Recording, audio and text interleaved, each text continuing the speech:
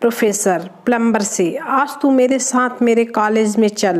Plumber, क्या हुआ sir, leakage का प्रॉब्लम है क्या? प्रोफेसर, हाँ, हमारे कॉलेज में हर साल पेपर लीक होता है।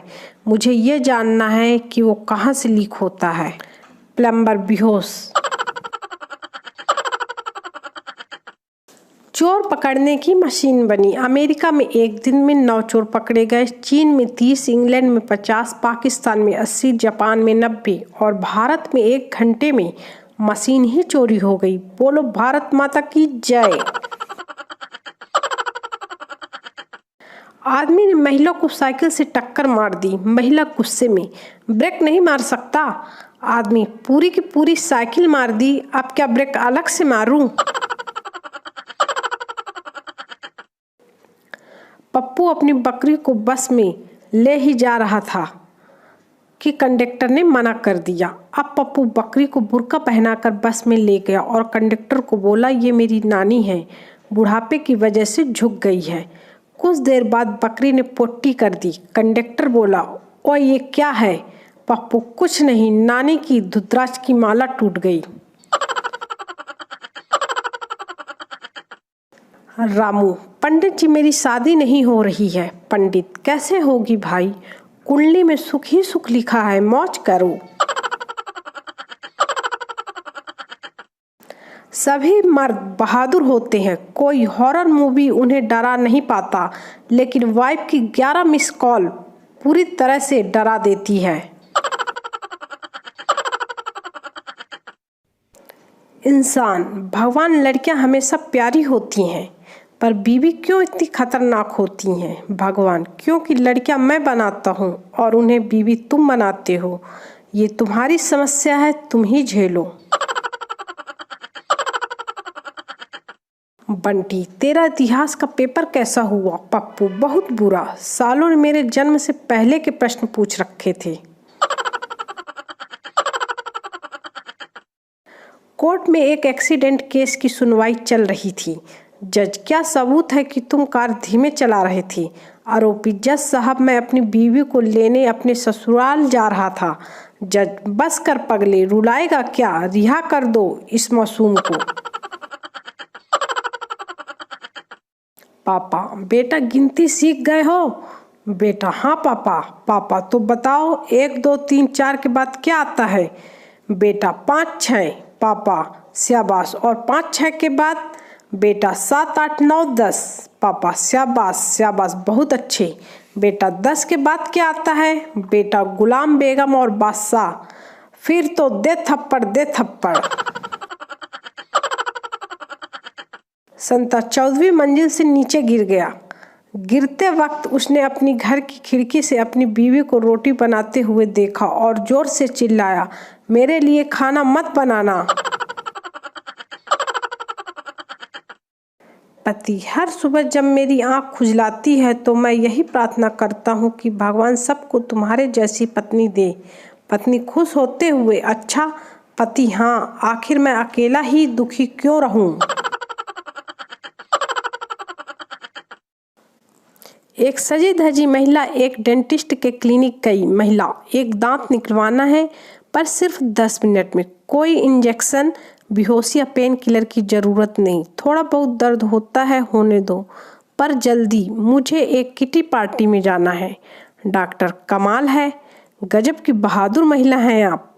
आइए, एग्जामिन चेयर पर लेट जाइए, दिखाइए कौन सा दांत है। महिला, अपने पति से, जाओ लेट जाओ और बता दो कौन सा दांत है। डॉक्टर बेहोश। एक बात समझ नहीं आती, धनवान मित्रों से मित्रता करो तो हम धनवान नहीं बन जाते, ऐसे ही होशियार मित्रों से मित्रता करो तो हम होशियार नहीं बन जाते, लेकिन बेवड़ों मित्रों से मित्रता करो तो हम बेवड़े कैसे बन जाते हैं? पत्नी आईसीयू में थी। पति का रो रो कर बुरा हाल था। डॉक्टर बोला, हम पूरी कोशिश कर रहे हैं, पर वह कुछ बोल ही नहीं रही है, शायद कोमा में है। अब तो सब कुछ भगवान के हाथ में है। पति बोल उठा, सिर्फ 40 की ही तो है अभी, तभी एक चमत्कार दिखा। ईसीजी और धड़कन बढ़ने लगी। पत्नी की उंगली हिली, ओंठ हिले और आवाज आई, सिर्फ 36 की हूँ, 40 की नहीं। जिसने जल्दबाजी में शादी की उसने अपना जीवन बिगाड़ लिया। वाह वाह वाह वाह।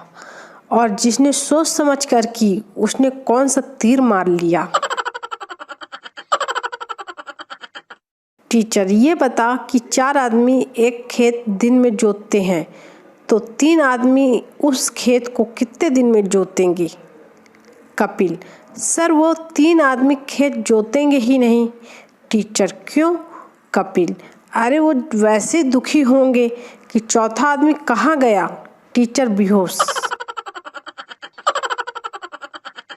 बहुआएं आजकल। सास ने नई नवेली बहू को समझाते हुए कहा, देख बहू, मैं इस घर की प्रधानमंत्री हूँ और तुम्हारे ससुर गृह मंत्री हैं। तुम्हारा पति यानी मेरा बेटा आपूर्ति मंत्री है। तुम्हारी नंद यानी मेरी बेटी योजना मंत्री। तुम कौन सा विभाग लोगी बहू। माँ जी, मैं तो विपक्ष में रहूंगी और आपकी सरकार नहीं चलने दूंगी। पप्पू ने रेडियो स्टेशन पर कॉल किया और पूछा, क्या आप 93.5 FM से बोल रहे हैं। FM वाला, जी हाँ। पप्पू, क्या मेरी आवाज़ सब सुन रहे हैं। FM वाला, जी हाँ सुन रहे हैं, आप लाइव हैं। पप्पू, यानी घर में मेरी बहन जो FM सुन रही है उस तक भी मेरी आवाज़ पहुंच रही है। FM वाला, हाँ भाई हाँ। पप्पू, हेलो पिंकी, तेरा फ़ोन स्विच ऑफ आ रहा है। अगर तू मेरी आवाज़ सुन रही हो तो मोटर चालू कर दे। मैं ऊपर टॉयलेट में बैठा हूँ, टंकी में पानी खत्म हो गया है। एक लड़की साधु के पास गई और बोली, महाराज, आपने एक प्रवचन में कहा था कि अहंकार करना सबसे बड़ा पाप है, पर जब मैं शीशा देखती हूँ तो सोचती हूँ कि मैं कितनी सुंदर हूँ तो मुझे बहुत अहंकार हो जाता है, क्या करूँ।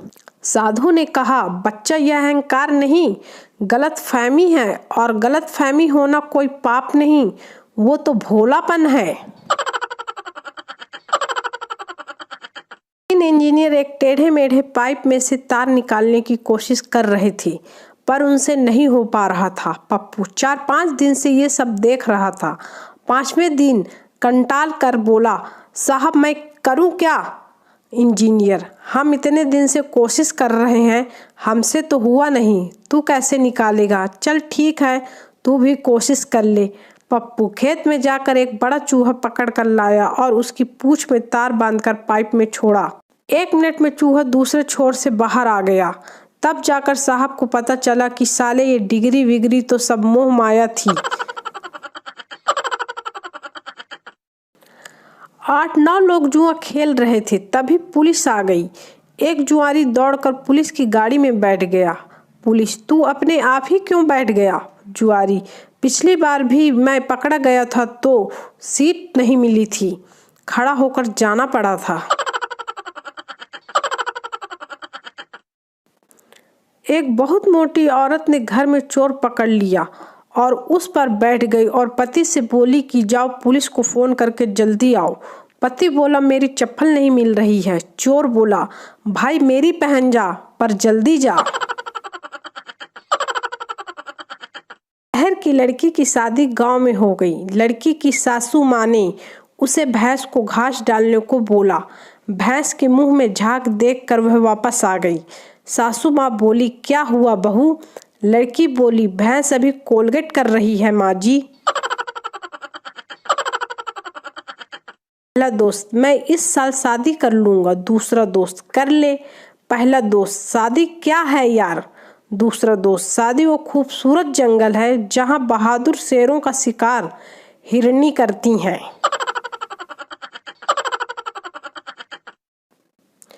एक आदमी बाबा के पास जाता है। आदमी, बाबा, कभी कभी रात को अचानक नींद खुल गई तो देखता हूँ कि बीबी का चेहरा नूर से चमक रहा है। रोशनी इतनी होती है कि चादर के ऊपर से किरणें दिखती हैं। ये कैसा नूर है बाबा जी। बाबा, अबे अपने मोबाइल पर पासवर्ड डाल के रख, फोन चेक करती है वो तेरा।